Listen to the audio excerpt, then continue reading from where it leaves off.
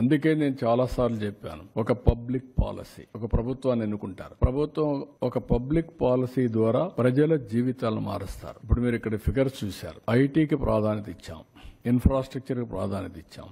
ఈరోజు తెలంగాణ రాష్ట్రం highest per capital income ఉంది బికాస్ ఆఫ్ దట్ పాలసీస్. ఈ రోజు మేము తీసుకునే పాలసీస్ కూడా లాస్ట్ టైం 48,000 కోట్ల రూపాయలు ఖర్చు పెట్టాం. ఏది ఇరిగేషన్, ఇక్కడ మాత్రం నీరు చెట్లో పెట్టాం, నరేగాలో పెట్టాం. 68,000 70,000 కోట్లు ఖర్చు పెట్టాం. దానివల్ల గ్రౌండ్ వాటర్ రీఛార్జ్ అయ్యింది. ఈ సంవత్సరం మీరు చూస్తే 65% యాజ్ ఆన్ టుడే రిజర్వాయర్ లో వాటర్ ఉండే పరిస్థితికి వచ్చింది. 35% మనం వాడే పరిస్థితికి వచ్చాం యాజ్ ఆన్ టుడే. అది పెద్ద సంపద. నెక్స్ట్ ఇయర్ కు జూన్ లోనే పంటకు నీళ్లు ఇస్తాం.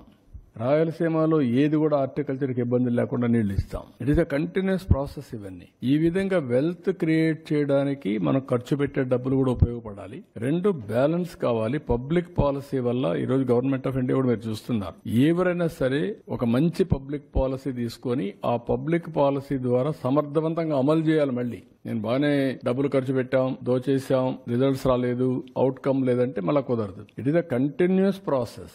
దట్ ఈస్ వేర్ జీవితాలను కొన్ని గవర్నమెంట్స్ మనం ఉన్నాయి. ఈరోజు చైనా ఉంది, 78లో వాళ్ళు ఎకనామిక్ రిఫార్మ్స్ తీసుకొచ్చారు. చైనాతో సమానంగా వెళ్ళిపోయారు. మీరు ఒక ఇది పెట్టుకోవాలి, 78లో చైనా ఎకనామిక్ రిఫార్మ్స్ ఇచ్చారు.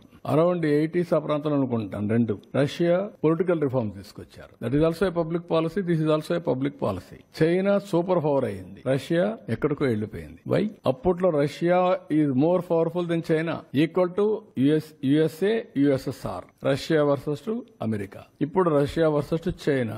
ఏంటి ఆ డిఫరెన్స్? ఒక పబ్లిక్ పాలసీ. ఆ పబ్లిక్ పాలసీ ఏంటి? వీళ్ళది ఎకనామిక్ రిఫార్మ్స్, వాళ్ళది పొలిటికల్ రిఫార్మ్స్.